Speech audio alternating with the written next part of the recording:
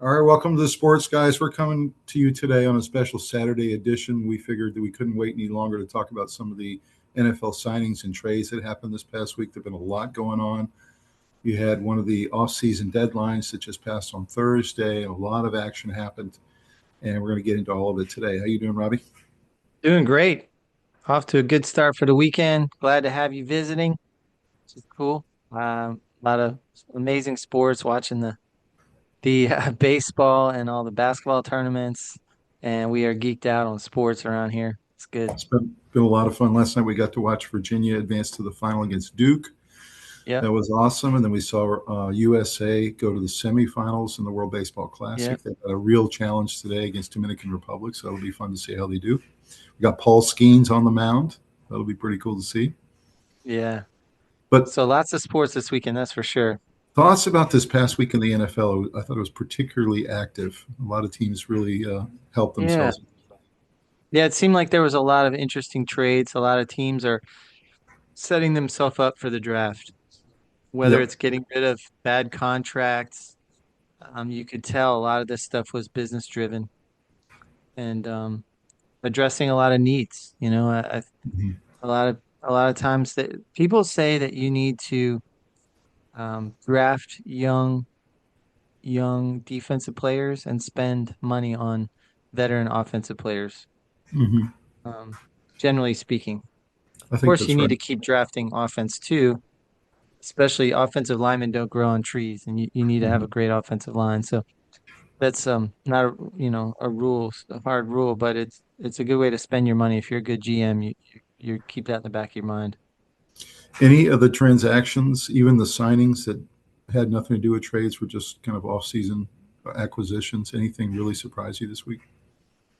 Just the Crosby one was the big one. Mhm. Maxx Crosby failing his physical and that whole deal was the biggest surprise. I wasn't that shocked by almost anything else. Everything else made a lot of sense. I think Mhm. teams tried to address needs. Um, I guess what you do is you address as much of your needs as you can in free agency, and wherever you fall short and you still have a need, you address in the draft. And those two kind of hand in hand put you into a better place. And that's one of the reasons why every year the NFL fan tricks himself into thinking this year we have a shot, and that's not really true in a lot of other sports. So you talk about him failing his physical, right? So there's a lot of controversy around this back out of the trade because the Raiders claim that the Ravens had all of the information around Maxx Crosby, his repaired knee. They had all the medical records. They even got to talk to both of his doctors that did the surgery. They had all the information prior to pulling the trigger on the trade, and they get him in the building and eventually find out the same day that Trey Hendrickson is available, and they can get Trey Hendrickson without giving up two first-round picks, and they decide to pull the he failed the physical card. So do you think that there's a conspiracy there? Do you think the Ravens decided to keep their two first round picks and go for a guy who's almost as good? Do you think that there really was damage that maybe the Raiders didn't disclose? What do you think? I mean, we're not maybe going to totally know, but I mean, I'm not one of these ones who buy into this conspiracy. I think for the Ravens it was a painful process of rejecting the trade. I don't think it was something that they did willy-nilly or they got cold feet or whatever you hear. I'm thinking it's possible, but I'm not really buying that. I think something happened in that physical that they weren't satisfied with. And just because they give medical records doesn't mean, remember, the medical records came from a staff that was trying to get rid of him. They're going to dress it up as nice as they can. Um, I don't know if they got him in there and they tested the ligament out and they said this is too weak. He's going to break down again. So there's no way they could go forward with that if they ran into something medical. And I have a cynical side of me for sure that understands what the conspiracy people are saying. I just tend to think in this one, they ran into something in the medical room that the doctors were concerned about, and that's what caused cold feet. I think we're reading too far into this that now that Trey Hendrickson is available and all this other stuff. Why wasn't he available beforehand? I mean, Well, he was available since last year. so this is one of the great things about the Sports Guys, and all of you viewers know, is that there's times where Rob and I agree, and there are times we disagree, and this time we're just going to have to completely disagree Yeah. because I believe that the amount of heat the Ravens took after they traded for a 29-year-old defensive end who has had 7 surgeries on both knees and giving up 2 first-round picks and giving up a lot for him, taking on a $27 million salary. I just think that they had buyer's remorse. I really do.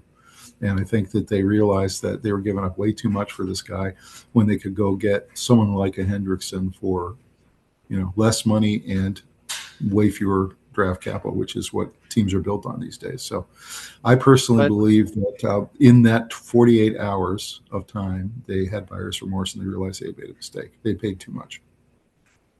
yeah, I don't know. I mean, I don't think I don't think they're basically the same player. You know, I Well, think that Max Crosby Crosby, when Crosby is he's better than Hendrickson. when he's Um, healthy, when he's he healthy, is when he's healthy, he's better, and I'll tell you why. He's better in about four different ways. First of all, he's better at stuffing. It's not even close. Have you seen video on Crosby versus Hendrickson? yes. Mhm. It's not close. Yep. It's No, not it's true. close. The amount of the run support is like night and day.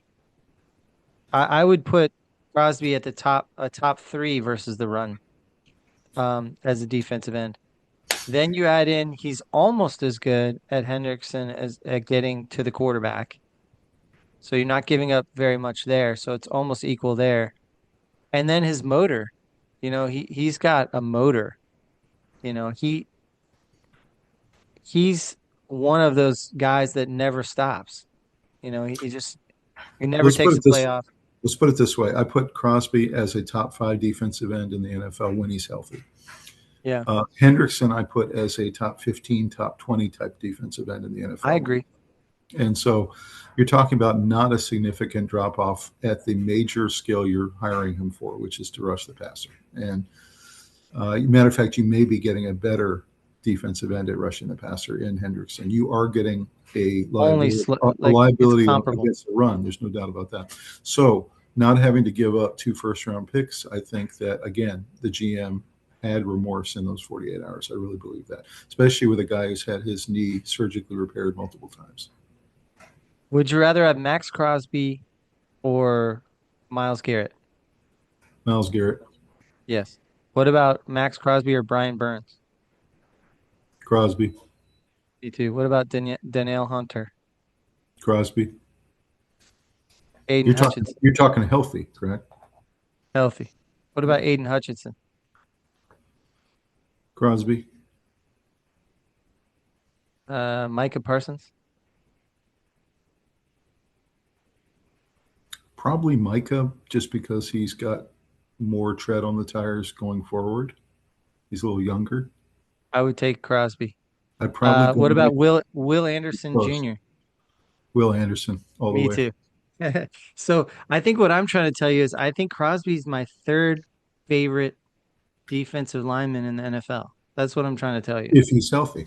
So again, we He's don't healthy. know if he's going to be able to deliver next year the way he could last year. We'll see. Right. Right. I And will that's say why if you send him to a team that has a little more talent on the defensive side, maybe he stays healthy longer. if you look at our episode a week ago, we talked about NFL transactions and we talked about this trade in particular. And at the time the Yep. trade was going through, and we both said that he was a top 3 defensive end. We both agreed with his skill set, but we also Yeah, said we thought the Ravens paid way too much. And I agree. that's what we said a week ago. And so in between our 2 episodes today and last week, you had the Ravens got the yips. That's what happened. And they found a way out by I going don't know. and allowing their doctor to say that he had failed the physical. That's the way you get out of it. So you can save your draft picks. I don't know. That's kind of conspiracy theory stuff Just that just my I'm not thought. really buying it. Yeah. So other trades that you thought were particularly impactful? Um, I don't know. Some of the running backs moving around was interesting. I feel like a lot of teams kind of addressed running back needs. I think that there's a resurgence of the running game to take pressure off all these quarterbacks that are, I mean, under the way too biggest much one of pressure. all of them, you're right. We're going to go over all of them in this episode Yeah, today. But the Kenneth Walker one, where you have the Super Bowl MVP, that comes who to mind. he was downright dominant at the end of the season, and he goes to the Kansas City Chiefs who want to get back on the mountain. And Yeah. it was Patrick Mahomes, a really stud running back in the backfield. So that was a huge impact for both teams. Seattle feels like they can move forward with Charbonnet and with a guy they're probably going to draft on a rookie deal. And they feel like their system is very run heavy anyway, so they feel like they'll be okay. We'll see if that's true. We'll see if they're as good or not as good without Kenneth Walker. I was sad to see Rico Dowdle leave the Carolina Panthers. Yeah. I was hoping he would re-sign, but he did not. He went to the Pittsburgh Steelers. We'll get into that trade too, but the Panthers feel like they've got a plan at running back. They've already got Chuba Hubbard. They've got Brooks, who's the rookie who didn't get to play last year. They want to get a lot out of him. What I would say is Rico Dowdle is the highest ranked running back that did not re-sign with the same team. So he was 15th highest, 14th highest running back in terms of yardage. And what that tells you is the top 13 didn't let their running back go anywhere, and because they understand how valuable that is. So about almost a little under half the teams have the running back they need and are good to go. The others scrambled around and are trying to put a platoon together of two running backs. And a lot of them let like one of their mediocre running backs go, and they're bringing in another one that's a little better. So I think that was a big move. There was a lot of running backs on the move. I agree with that. Well, let's go take a look at the trades, and we'll give a comment on each one. Here we go. All right, well, let's do a shout out to our newest sponsor, and that is DoorDash. We're really happy to have DoorDash as part of the Sports Guyz family.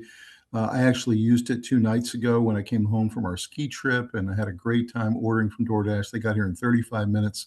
You can contact them on their online app. You can contact them on their website. They're really, really fast, and they're really efficient, and the service is great. Robbie, what do you think of DoorDash? Not only do we use it for convenience sake, but there are a lot of times when we use it for bigger shoppings. You forget one or two things at the store, or you have no time. Like tonight, I just used it about 10 minutes ago. Needed 2 things and don't have time to go to the store. And it couldn't be easier. You can do a whole bunch of series of things. You can look up by product. You can look it up by store that you want to use. It's so easy to use. It's so convenient. The fees are very reasonable. It just costs a few dollars for me to tack on for the convenience. It's really a fantastic service, and we love it. And then we have game nights sometimes. We'll just need more salsa, and actually we get our waters that way. We'll do one of our local stores that we really like. We'll dial them up and pull that up, and we'll order a huge stash of waters. And before you know it, it's sitting on our front porch, and it's just so good. And I bring them all in, and then we have water for the next week and a half. That's fantastic. You know, it's cool. Yeah, They started as a food delivery service, and they're the best at that, and they're by far the most popular. fantastic. But Yeah, they now do, like you said, they do groceries. I have a neighbor who's the neighbor to my left in my neighborhood, and every single time she does a huge shopping, we're talking like $250 or more, she has DoorDash go pick it up for yeah, her. She doesn't even have yeah. to go pick it up. So she orders it All summer, online, and then they go pick it up, and they bring it right to her door. all summer we order DoorDash to the pool. Pizzas arrive. When we have friends over, constantly everyone's just door dashing and has dinners arriving, pastas from Noodles and Company or whatever, and it's just so cool, and it's such a good idea and such a great service. The way they do it is simple and easy, and it's just the best. I mean, it's so good. So, guys, try DoorDash tonight. You can check them out at Yeah, DoorDash.com or go download the app on your phone and order, and you will absolutely love the service. yeah, you're gonna love it.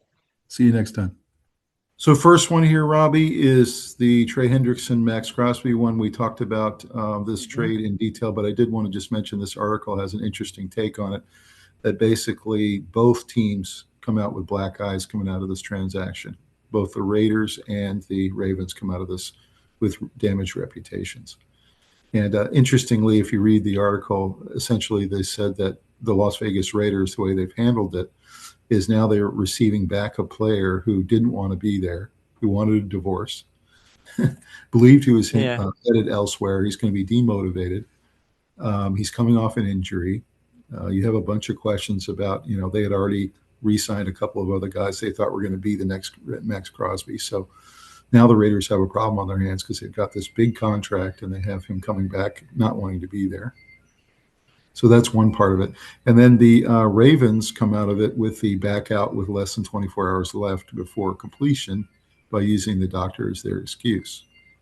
So what is your take on these two teams? Can they get past this? Are they going to be able to get past their, damaged reputations?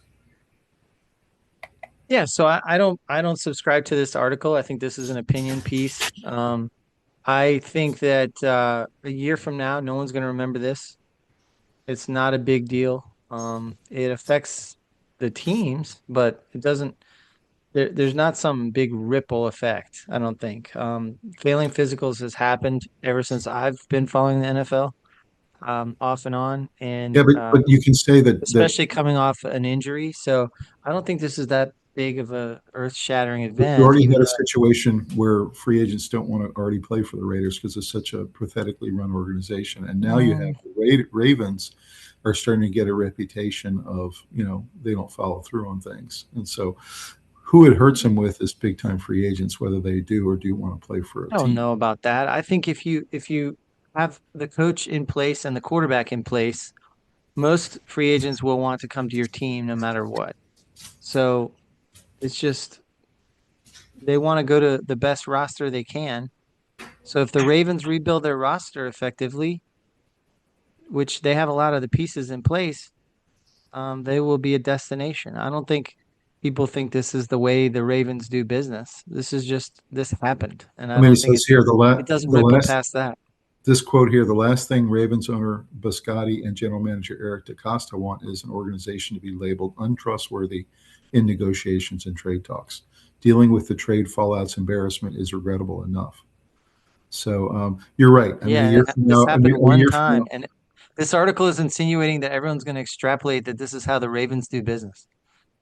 The whole article is hinged on an assumption that I do not share. So yeah.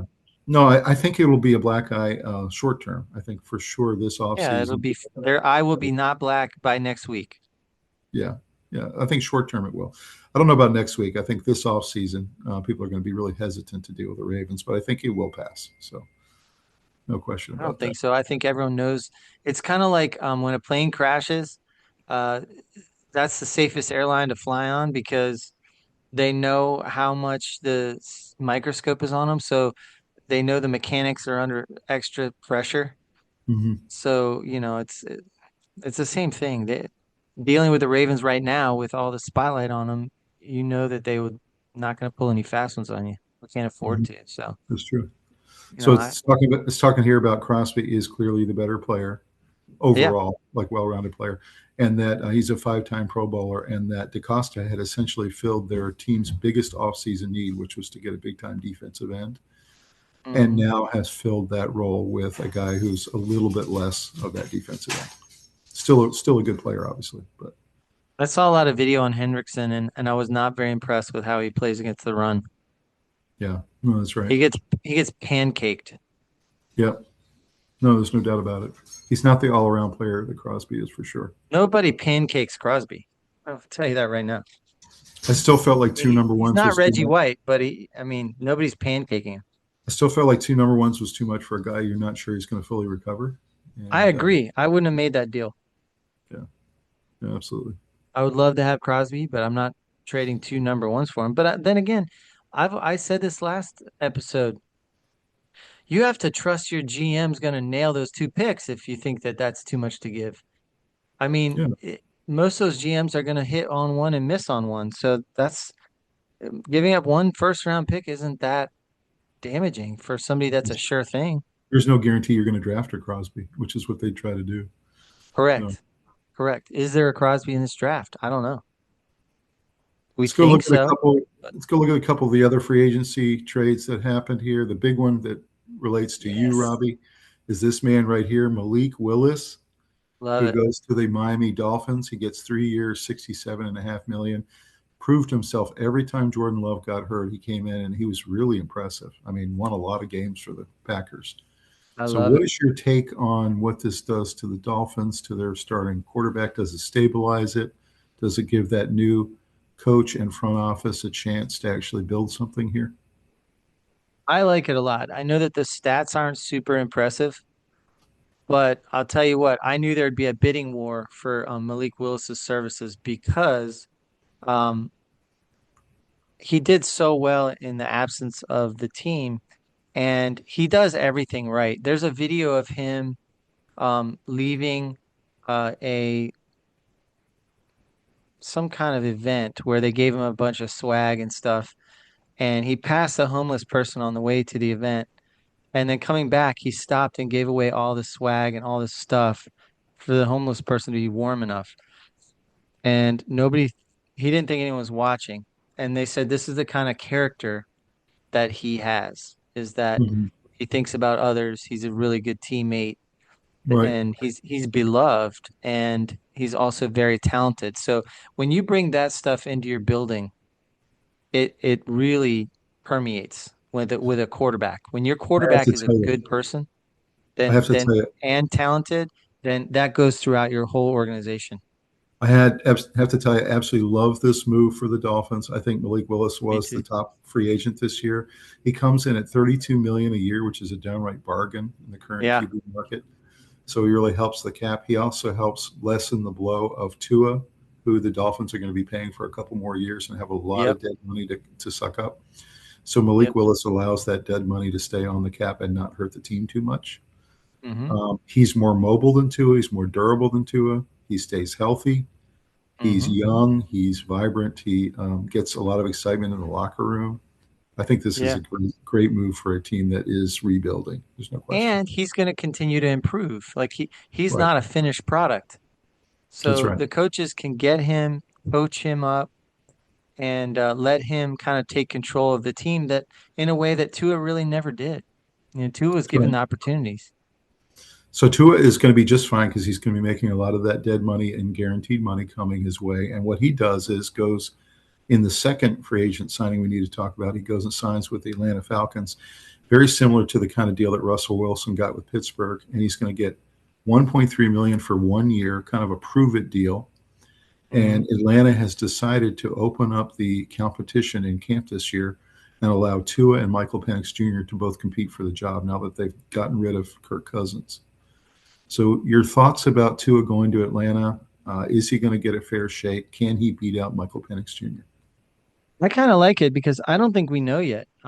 It comes down to this. You know that I'm a big opponent, do not like, one star, would not recommend quarterbacks playing in their first year. I think it's a mistake. I think it's an apprentice year for 100% of quarterbacks, at a minimum 99% of quarterbacks. So uh, Penix should have sat last year. Um, and I feel like coming into your second year, a lot of quarterbacks have the light go on. And I don't know if he's going to be able to take control of that team right now or not. But if he doesn't, you know that Tua can be a decent option for a quarterback play. And there, Great in that Michael Penix, he's either ready, which means Tua's the backup, or he's not ready, and Tua takes over and runs the team for a little while Penix continues to learn and finish his apprenticeship. And then you build the other parts of the team, not worrying about the quarterback room, that you're all set there. yeah, according to Adam Schefter with ESPN, he thinks that Penix is not going to be ready for Week 1, and so therefore Tua is the starter Week 1.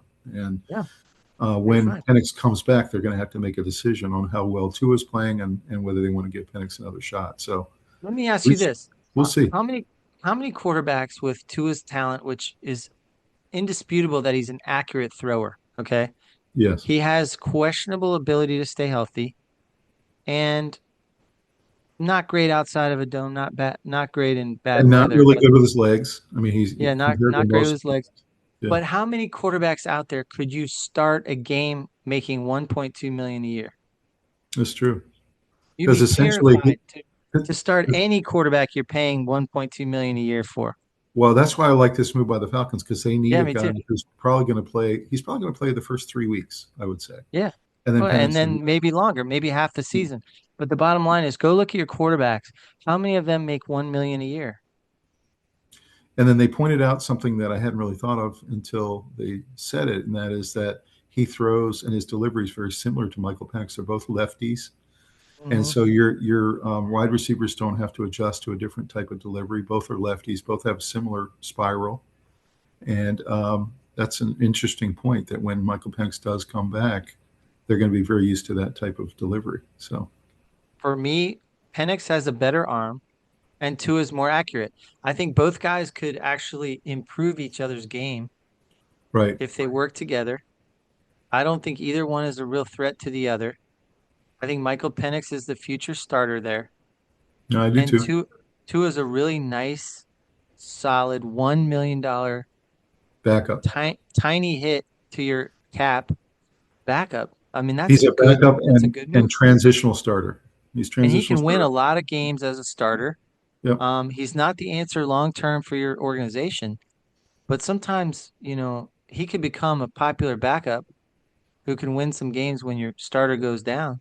And also, don't you Uh, think you're going to get a very motivated Tua? I think yeah, you are. He yeah. wants to He's been run resuscitate his through the career. mud. Yeah. Yeah. I like this move for Atlanta a lot. I really do. So this next move is interesting. Geno Smith, who used to be with the Jets, is coming back to the Jets after the Raiders have given up on him. Of course, he had been already dumped by the Seahawks, even though he had a pretty decent run there. But feels like Geno's coming back to Jets, and it feels like kind of a desperation move for them. They really don't know what to do. They've gone with Aaron Rodgers and they've gone with Fields and they've gone with all these different options. None of them have worked. They're kind of a trash franchise, as we know. What are your thoughts Yeah. about Geno 2.0 in New York? Uh, I mean, he's an okay quarterback. I don't, I've heard a lot of knock on him as a teammate. He's not a very good teammate. Doesn't he In just fact, feel like? in Doesn't he fact, feel like a? one of his teammates punched him in the face because of things he was saying. You don't see that much with quarterbacks that are well respected, Yeah, you know? I mean, if you look at it, I'm looking at the stats right now. He was 20th in the league last year with 3,025 yards. He can play quarterback. But I just there's something there that it doesn't sit well with me. I don't think you build your organization around Geno Smith. doesn't he just feel like a high end backup? I mean, that's what he is. Yeah. He's a guy Yeah, who I can think so. start some games for you. He's not a full time starter in the NFL, in my opinion. He's I I definitely. wish I I wish I knew more about his character and his what he's like in the locker room because you want your backup to be somebody who everybody loves. You want that guy to be your security blanket. Like you want a Gardner Minshew. You want He's, somebody who the fans can easily pull for. And apparently Geno Smith's not that guy. He's not a warm fuzzy person. Geno Smith. He's decent. I mean, he's not horrible. It's okay. Yeah. I kind of compare him to Jacoby Brissett, but I'd rather have Jacoby Brissett. He's a better teammate and he's better. Statistically, he came in right under CJ Stroud. So I Yeah, mean, solid, like yeah. not a bad quarterback. It's just I'd be worried about bringing him into my organization without doing a lot of interviews of his teammates and his Plus, high school anybody who coach. goes to the Jets, anyone who goes to the Jets, it's a horrible team, horrible franchise, and Terrible. it doesn't matter how good a quarterback you are. It's a terrible You're gonna have a hard organization. time. Yeah, Yeah. yeah. So I So don't know. you I have to have stand-up guys who have character because you're gonna be weathering a lot of storms together. That's right. Well, we'll see how that one does, but I'm not sure if Geno 2.0 is going to go very well. I would Some love to other, see the man succeed because I don't root against people, but me I'm too. nervous about the what I'm hearing about with his character and what he's like as a teammate and all that. Maybe it's overblown. Maybe that was smoke they were throwing up to try and make it easier Right. to trade him. I don't know. Some of that can be politics, but Some other that's all I know how to talk to. That's all I have on Geno Smith is what he's done and sort of some of that talk about what he's like in the locker room. Some other minor QB signings to talk about. Let's just give our quick take on these. Marcus Mariota goes back to Washington. His deal was over, and they decided to bring him back for a 2-year deal to continue to be Jaden Daniels' backup. I think Marcus Mariota's been a pretty good steward when Daniels is hurt. Yeah. The players love playing for him, and the Yeah. team loves him, and he's pretty decent. I mean, he's He won won some some big games for them. he won some games. He's not a threat to Jaden Daniels. Yeah, He can he helps help you that quarterback room. Yeah, steady your quarterback room. That's what you want. You want somebody who's not going to make your starter nervous. And you want somebody who, when your starter's hurt, he can root for the backup. that's right. That's who you want as a backup. So then, Jacoby Brissett is perfect. Gardner Minshew, yes, perfect. Marcus yes. Mariota, perfect. These are So, guys that people like and that don't want to take the starting job, but are fine if they start 3 games a year. so speaking of Minshew, he goes and signs with Arizona and takes the backup role behind Jacoby Brissett. They've decided to make Brissett the full-time starter this year because he played so well last year. He really made them competitive. And Gardner Minshew comes in, and you kind of feel like both these guys are kind of journeyman backups, but Yeah. Jacoby Brissett has essentially won the job over the last year. So thoughts about these two guys, both career journeyman backups, Minshew and Brissett? I think they're tanking already. Like, I, I, I think Arizona is thinking number one pick in next year's draft. They're talking about next year might be one of the best quarterback drafts we've ever seen. You know who So they're thinking of? They're thinking of Mr. there's Manning so many in options. Texas. That's one of them. Like Yeah, there's so many options. Next year yeah, quarterback draft is going to be, I can't wait to do that episode, yeah. That's you gonna be know? fun. That'll be Yeah. fun. So So next guy to talk I think about. Arizona's trying to do the best they can, keep their cap money sensible, do really well in the draft this year so that they can build pieces And and maybe then win like 3 or 4 games at most, yeah, And don't yeah, win much and maybe take that number one pick and trade down to like number 5 or 6, but get a couple other first round picks and yeah. rebuild. You That's what think? I would do. Do you think Brissett? I mean, he played pretty well last year. You think he could Okay. win 6 or 7 games? Is that Yeah. possible? Yeah. I think he maybe could. Somewhere between 4 and 7 games. Arizona is going to Yeah. be, Yeah. 5-12 or whatever. David Johnson's going to be back. I don't know. Yeah. So next guy to talk about, Kenny Pickett comes and joins my Carolina Panthers, becomes Bryce Young's backup. They did let Andy Dalton go in the offseason. Kenny Pickett was a much lower priced option. They decided not to commit too many dollars to that backup role. They're praying, of course, that Bryce Young stays healthy. Otherwise, you're in the Kenny Pickett racket. So thoughts about Pickett instead of Dalton? I have nothing wrong with Pickett, but I would prefer Dalton. But Yeah, money wise, if the money's right with Pickett, it's half that's a price. okay, that's an okay So move. That's an yeah, okay move. I like how Dalton dealt with Bryce Young. I yeah, felt like right. Me Dalton too. was rooting for him. He helped him. He wasn't scowling on the sidelines every time Bryce did something well. He was cheering. I felt like that quarterback room was very settled, I and the agree. amount of improvement that the Carolina Panthers have done over the last 3 years can almost be, you know, a huge percentage can be attributed to the quarterback room getting settled and getting on So, track. so I think they rolled the dice here. They decided to save some money on the quarterback room and put it in other places like offensive and Yeah, defensive line. We'll see if that which is pays smart. off. The No, only way that's that smart. pays off is if Bryce Young stays healthy. Yeah, I like it overall. I like Yeah. it overall. Yep. I like that the team has to take care of, you have to pay the bills first. And the way That's you right. pay the bills is by taking care of your lines, making them formidable, and then everything else comes after that. If you start with, great skill set, great skill position players, but you have trash lines like the Bears have had the last couple of years, Yep. Yep. and like Atlanta has had good skill position players but trash lines. You're not going to be okay. So next bombshell blockbuster trade we need to talk about. We talked briefly about earlier, and that is Kenneth Walker, who was the Super Bowl MVP. He had couple of some of the most incredible games I've seen in the playoffs, especially the game against the Rams and then in the Super Bowl where he just dominated.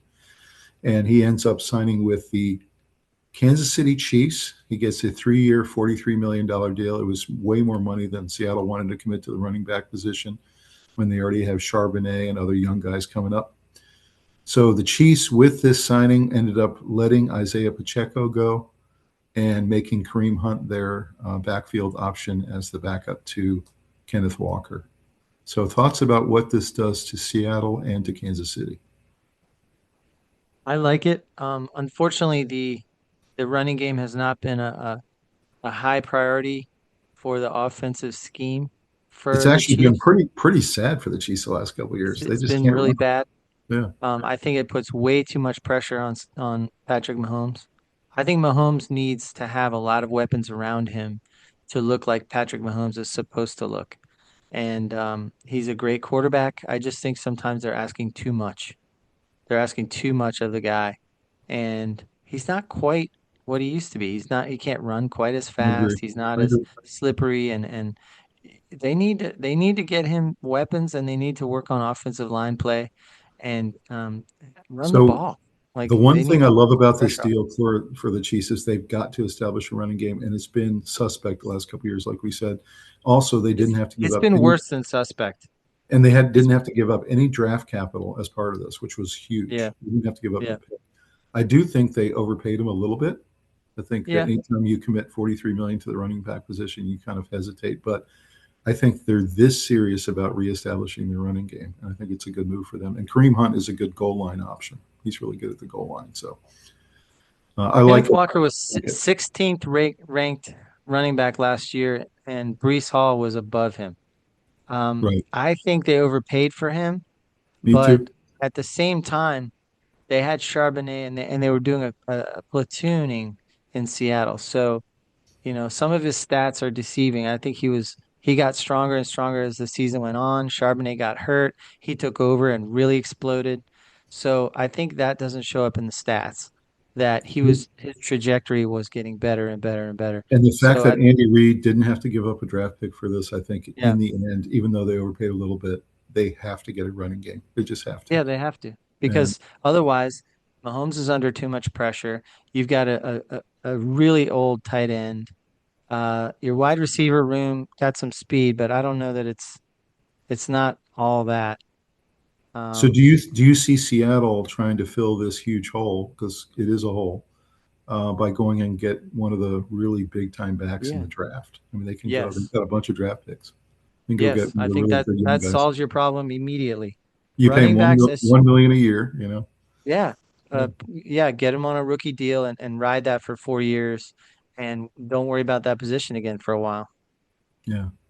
I Just get a think it may. nice backup that I can think come this in may and be good for both teams in the end. And I can't believe I'm saying that about the Super Bowl MVP, but yeah, I think obviously the Chiefs now need to worry a little bit about their secondary. They've traded away their two best corners. mhm. So No, that's very and they kept their draft capital, so that's where they can go with it.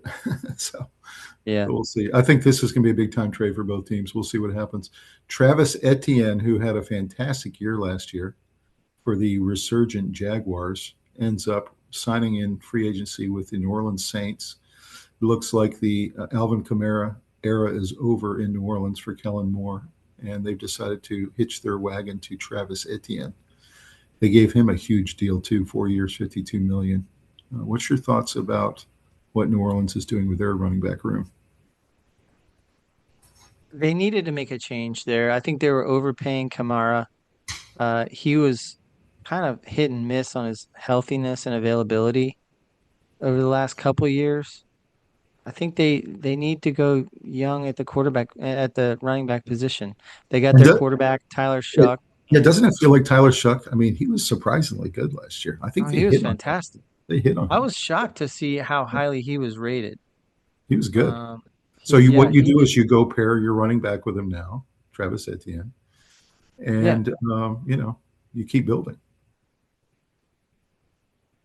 So I like this move for the Saints. I think they overpaid a little bit, like I said, but I think it's time for a new era. He's a little younger than Alvin Kamara. He's a little more spry. He's coming off his best season. Yeah. He got paid, and he's now paired with this great new rookie who's on a rookie deal. And Yeah. No, it's good. unfortunately for us Panther fans, I think the Saints are ascending. It looks like to me. Yeah, I think so too. They found their quarterback of the future. Shuck is the real deal. And he's just slowly they're grooming him to take those next steps. And I think that they're cutting some older, expensive players that get hurt and moving Mhm. into youth movement. And I That's the think other that problem with Kamara that's is smart. he's missed half the games the last 2 seasons. So I Yeah, mean, availability is not there anymore. availability is just not good enough, and Yeah. so that's smart to get rid of that. I think the only way you take him on, if you're a team like the Panthers or whoever takes him on, um, Nobody's really talking about Kellen Moore as an ascending coach, but I think he might be. I think he might be a we'll pretty good see. We'll see. I haven't seen him do too much that's impressive yet. But I'm not against him either. I think that the future is bright, but hopefully he reaches his I potential. like how he handled Tyler If Shuck. I mean, he was if you yeah, if you take Alvin Kamara, you better get him at a good deal, and you better realize that he might get hurt some of the time. So you better have other running back options be a as well. rotation. Yeah. Mhm. And if you can rotate them, they tend to stay healthy longer. The And The going Panthers going are into the bringing. playoffs, you probably have all your options available if you're rotating your guys all the way. Seattle lost Charbonnet right before the playoffs. That was unfortunate for them, but they had Kenneth Walker ready to go. So that's the whole deal. Apparently, the Panthers are working Alvin Kamara out this coming week at Bank of America Stadium to give him a try. So we'll see if he comes in and he's part of the rotation with Brooks and with Chuba Hubbard. Maybe they make Alvin Kamara the third down back because he's such a good receiver. So I don't know. We'll I see. think I think you platoon these guys so that you're always fresh. You're Right. always throwing different looks at people so that on film it's hard to gauge what they're going to do against you. And the more different types of back you have, the more you can do out of the backfield, throwing to them, running different He might be a nice schemes. little option for Bryce Young out of the backfield. We'll see. Yeah. So next one Maybe is maybe line him up in the slot sometimes, you yeah, know, exactly. and Yeah. confuse the defense. So the next one is Kenneth Gainwell. He leaves Pittsburgh, where he had his best season ever. He really became a big contributor last year in their playoff run, and he goes to Tampa Bay, takes a 2-year, $14 million deal to join the running back room there. And he and Bucky Irving are going to be kind of rotating in that particular room. They had Rashad White as well, and apparently they're not sure if they're going to keep Rashad White or not. But what's your thought about Gainwell and Bucky Irving as their two-headed monster? Um, I like it, I guess. Gainwell last year was 41st best running back. He's okay. 537 yards rushing. It's okay. Bucky Irving's a really good back. He got hurt. So it's nice to have I think Gainwell's your backup, but Mm-hmm. 2-year 14 million, that's kind of a lot for a backup running back, It's but kind of a lot for backup, but I think they're kind of envisioning this as having two RB platoon. ones. Yeah, two Yeah. RB. Yeah. At which point that's not a bad idea, because you just lost Mike Evans. So you You may know not what? be able to throw it as well. So I gained a lot of respect for Gainwell last year. He's a pretty good receiver out of the backfield too. I mean, decent. Yeah. he's a versatile player. So Yeah. I think he'll be pretty good for Tampa. We'll see. Hmm. So another guy to talk about, J.K. Dobbins re-signs with his team, which is the Denver Broncos. He got, I thought, a huge deal for him. He's very good, but 2 years, $20 million. They committed a lot of money to that position in Denver. Of Hmm. course, they believe very strongly in the running game. So thoughts Yeah. about J.K. They've got a Dobbins? good offensive line, and they want to make sure they can run the ball to keep pressure off their young quarterback. That's where you start, and then you go draft wide receivers. And they still have R.J. Harvey on his rookie deal. He's the guy who came from Yep. Virginia, and he had a really breakout year last year, Harvey. So they've got Dobbins and Harvey doing the rotation there. And Yep. a lot Yeah. of times Harvey's kind of like the third down back. He does a lot of receiving out of the backfield. I think they're in good shape in the backfield, good shape at quarterback. And they need a little more offensive line, but I think generally speaking, their offensive line for the last couple of years has been considered at the top. So now it's time to get tight end and wide receivers. Hmm. Absolutely. And their defense is already loaded, so I they like this they move. can I just they think can they overpaid him, they can with keep all these. improving, but I like the move. It's a I decent like the move. move. I just think that's a lot of money to commit to a running back, but Hmm. we shall see. Tyler Algier leaves the Atlanta Falcons and goes and re-signs with the Arizona Cardinals. 2 years, 12.25 million, 6 million a year. Idea here is that the Falcons running back room was starting to get crowded, where James Conner is coming off an injury and they have Trey Benson. So Tyler Yeah, Algier joins a rotation in Arizona. What's your thought here? it's okay. Yeah. It's okay. I mean, I don't think Arizona's gonna be running the ball very much. I mean, They're always gonna be behind, so they're always gonna be throwing. he wasn't going to be the starter in Atlanta anyway because of course they have Robinson, who's one of the best backs in Yeah, football.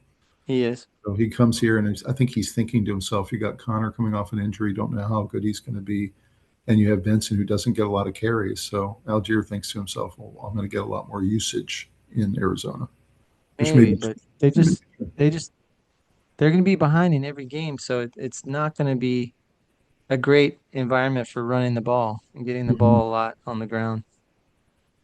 It says That's here the okay. best case scenario for Algier is he's going to handle the early down and goal line work in the Cardinals offense. Yeah. So he's be kind of a, not a Swiss Army knife, but more of like a strategic player for certain runs. So we'll see how that works out there. The one that broke my heart, of course, Rico Dowdle had a fantastic year with the Panthers last year, He did. resurrected his career. He joins Caleb Johnson, who had his best year ever with Pittsburgh. And Rico Dowdle comes in and takes over for Gainwell and becomes a very productive player for Pittsburgh in that rotation. Signs a 2-year, 12.25 million deal. Thoughts about Rico Dowdle in the Pittsburgh room?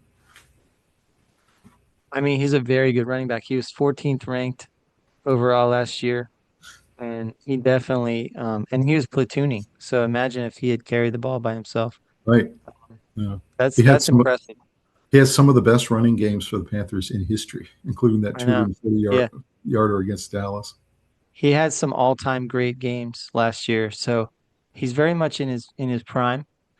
So they're getting a good player there, very high performing player who really in Dallas was thought of as kind of a backup. And did you Um, see who his new coach is for Pittsburgh? Mike McCarthy, yeah, who was his coach in Dallas. So Mike McCarthy that's already right. knows Rico Dowdle very well. Yeah, that's right. So I think that'd be a good pairing there in Pittsburgh. Yep. And then Caleb Johnson really broke out last year. I thought he was a really good back. Had a really nice year. So Yeah, pretty good. and they have Jalen Warren too. So they have a pretty Hmm. stacked running back room there. And I know McCarthy likes to run the ball. Yeah.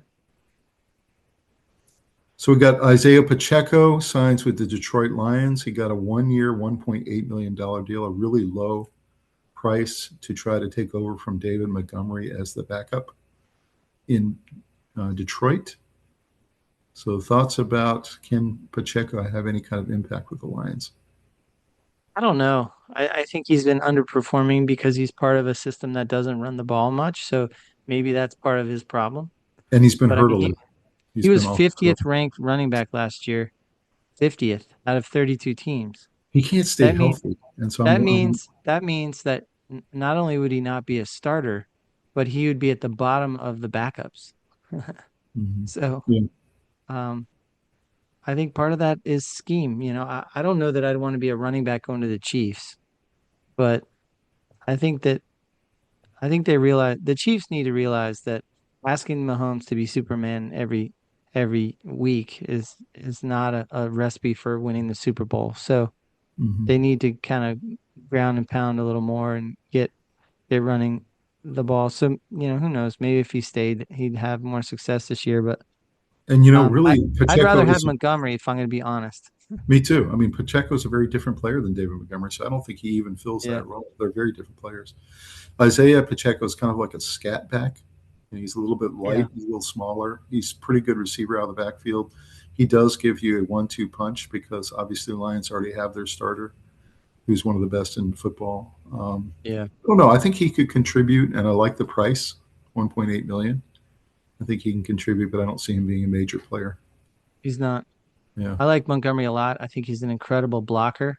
He's a very good running back, decent receiver coming out of the backfield, very versatile back. I think he adds a lot for Houston, and I think that the Lions took a step downward in talent by letting him go and bring in Pacheco. But they also took a step down in salary. So maybe that's part of the scheme is Right. you got Jameer Gibbs, he's your guy.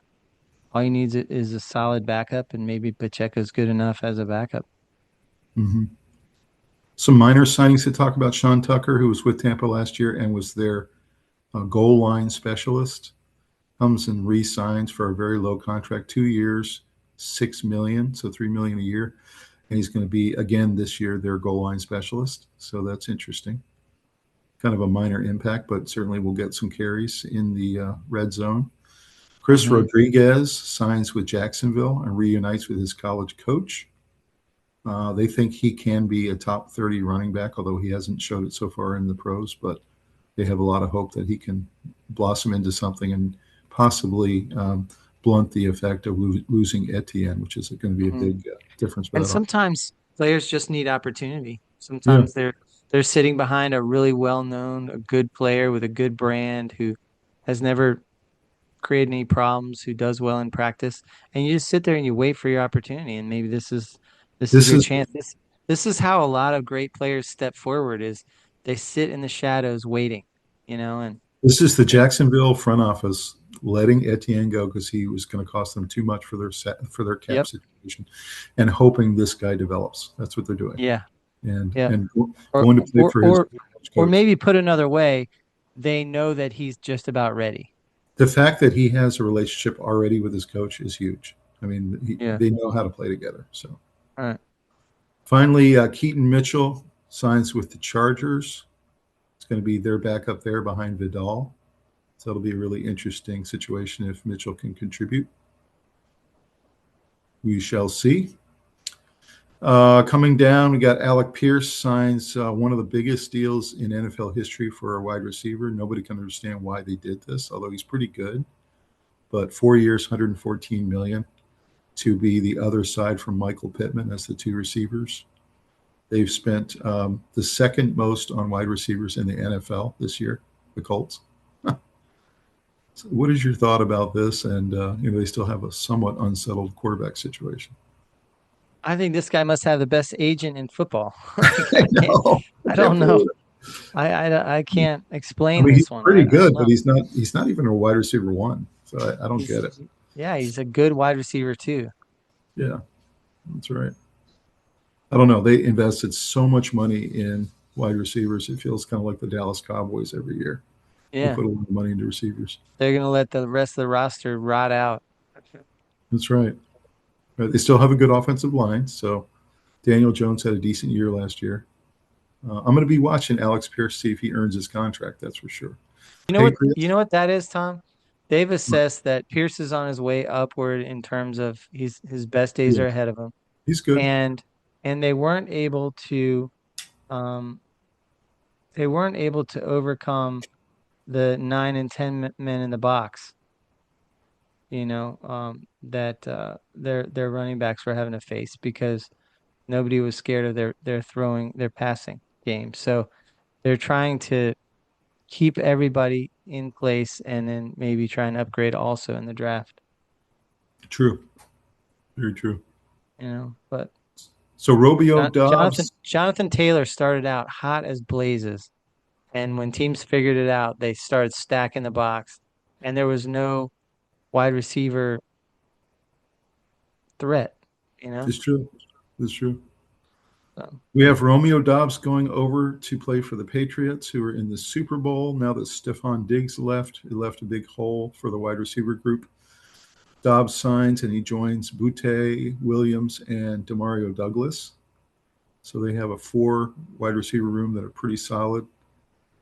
So thoughts about Dobbs, and is he going to be able to contribute to that team that's going to try to get back?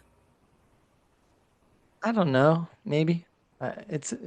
I like Dobbs. I think he was good in Green Bay, but I don't. Their wide receiver room has a bunch of good second guys. Yeah, it feels like all WR2s, you know. Yeah, but Although I do like Boutte and Kyle Williams. I think Kyle I Williams is mean, really fast. I feel like Boutte was Boutte. underrated. He was a He's big good. play Yeah. receiver, but Mhm. I don't feel like he's a one. So I don't. Yeah. Do they have a one? I don't think so. I don't either. Nope. Yeah. Although they're paying a couple of these guys like they're ones. That's a Yeah. problem. I can't believe the wide receiver market what it is right now. That's crazy. They need to draft a one, maybe. So then you got Wandell Robinson goes over to the Titans, 4 years, 78 million, also making WR1 money. Reunites with Brian Daboll, who helped him during his earlier breakout stretch in his career. Robinson has had really ups and downs in his pro career so far. He's had some really good years and had some years that were disappointing. Joins Calvin Ridley with the Titans to be the targets for Cam Ward for a team that they believe is ascending. So, what is your thought about this? Is this an impact signing for the Titans? I really like this guy a lot. I think they overpaid for him, but I think he's a very productive receiver. He had over 1,000 yards last year. He was the 14th ranked receiver in the NFL, 1,014 yards. He got a lot of targets, and I think that he can help a young quarterback a lot.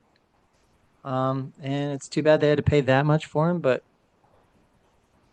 it's Again, they're starting to pay some of the WR3s and WR2s like their wide receiver ones, and yeah, I just wonder if these gambles are going to pay off. I guess we're going to find out yeah, you get to find out. That's the nice part.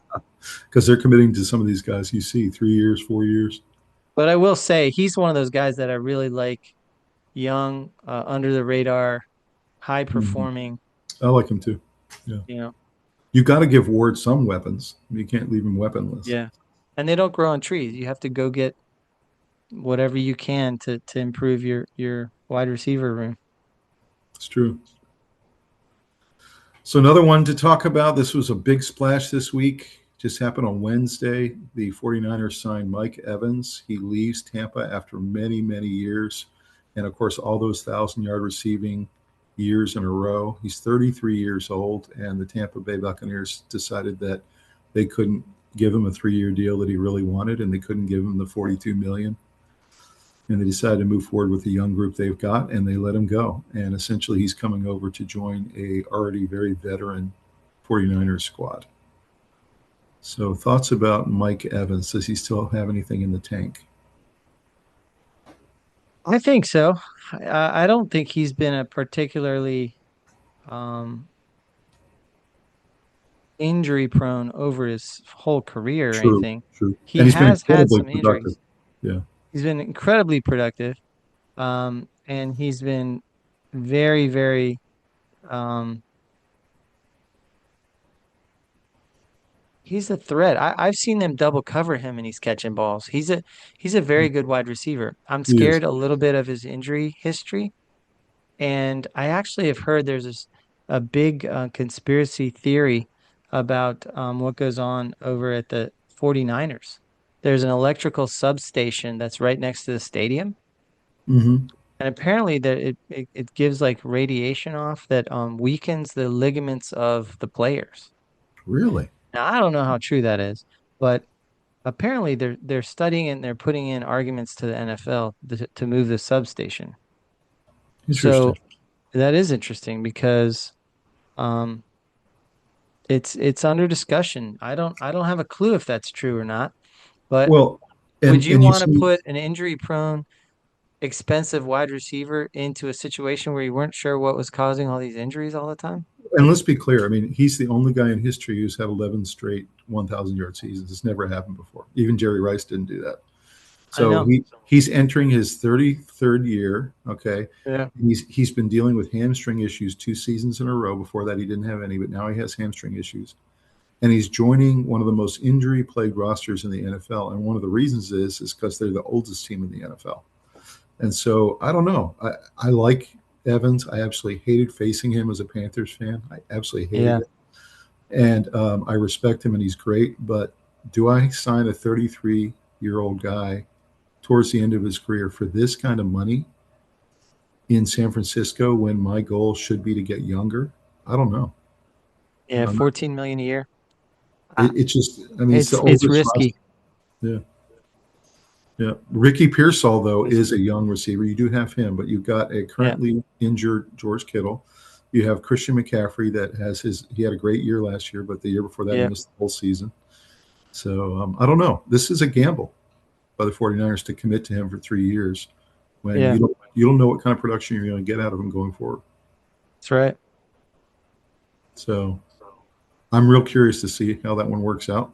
Rashid Shaheed re-signs with Seattle after having that incredible year. He got traded from the Saints over for a second-round pick.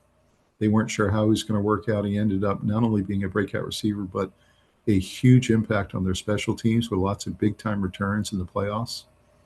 So he's been a real impact for them. And so they went ahead and committed to him 3 years, $51 million to play both special teams and wide receiver.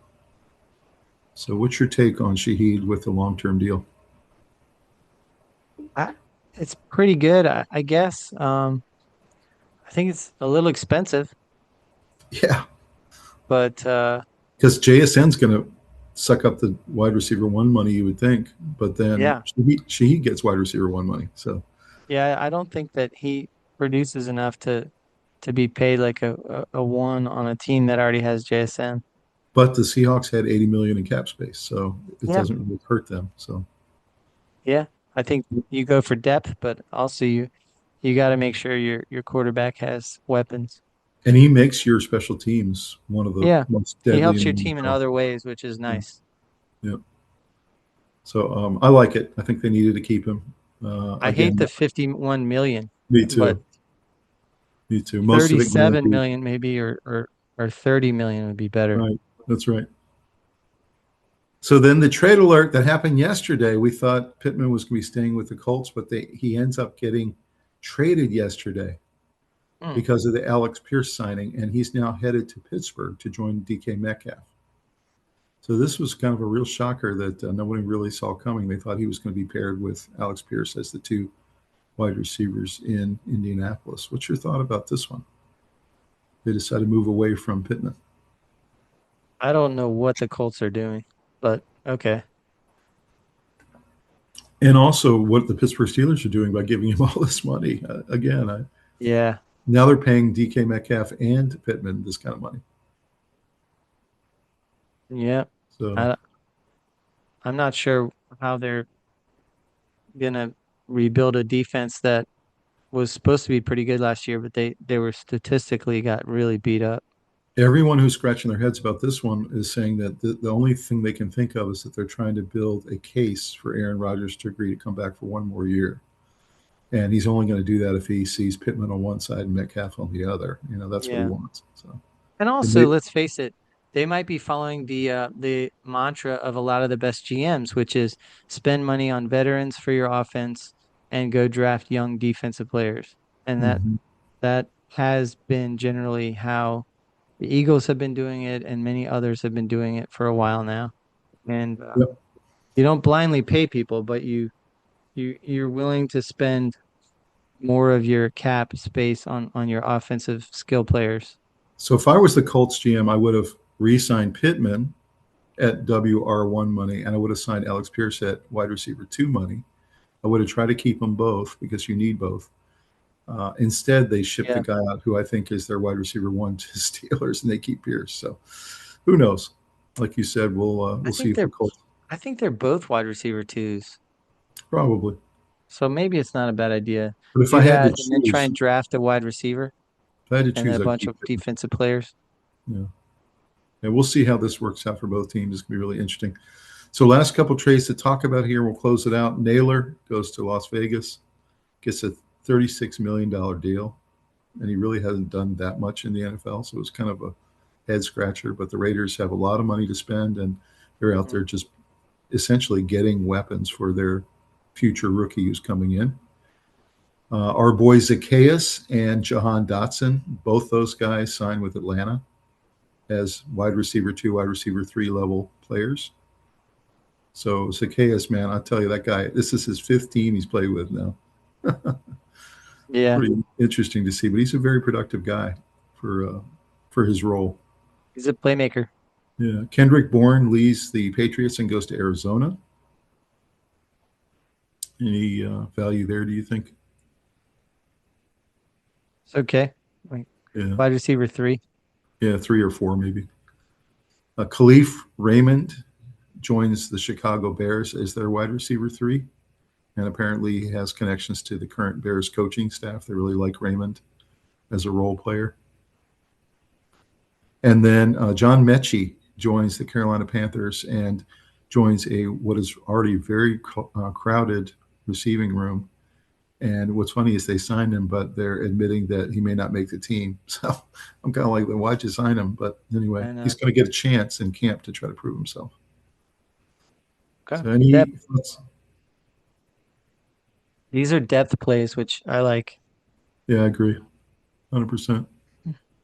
So that's a good rundown of all the big transactions that happened this week in the NFL. Final Yeah, thoughts, Robbie? I think a lot of these teams did what they needed to do to try to shore up deficiencies, get rid of bad contracts, move the needle when it comes to either player excitement, like getting your quarterback excited to stay, maybe come back, maybe get the fans revved up about we're going to be better on offense this year, etc. So I think that teams definitely got to play out their strategy, and then you get to see who if they were right on or if they missed the mark. I totally agree. Yep, it's been fun to watch. And you know what? We talked about NFL as a 12-month a year activity now, and you can see why. Because even in the off season, Yeah. there's so much that happens. You got to keep track of and try to see what teams are building, what teams are improving, what teams are doing head scratching moves with their cap situation. So Rob and I are trying our hardest, guys, to stay on top of it for you and try to bring it to you as soon as we can. So, guys, thank you very much for joining today for this special Saturday edition of the Sports Guyz. We wanted to get into these transactions for you as soon as we could. And like this video, subscribe to the channel. We got a lot of really good content coming your way. Check out our merch store. And thank you very much for joining us. We're all excited about what the NFL moves have done and set up these teams to go into the draft. And it'll be really exciting. All of us out here being little mini GMs, figuring out if we think that this is good moves or not. Too much money spent in one place, too much money spent in a position group, etc. But a lot of fun. It's cool seeing the inner workings of an NFL team and what they're trying to accomplish in terms of getting better and And what new coaches bring in new needs, whether they're offensive minded, more defensive minded, whether they want to run the ball more, whether they want to give their quarterback a little more freedom, now that they're in second, third year. So good stuff. we love fantasy football, and we play a family league, and then I play in a couple of other friends' leagues. And it's really good in the off season to be tracking the stuff, guys, because if you want to really build your fantasy team, you need to know which guys to draft, especially in the early rounds. And really good to know what positions these players are going to be in. So Yeah, helps get us. to know the why things happen, why you're excited that this running back's going to do well this year when he didn't last year. What's going to be different? What happened within their division? That did a lot of teams in their division just get a whole lot better? Did Maxx Crosby go into the Ravens?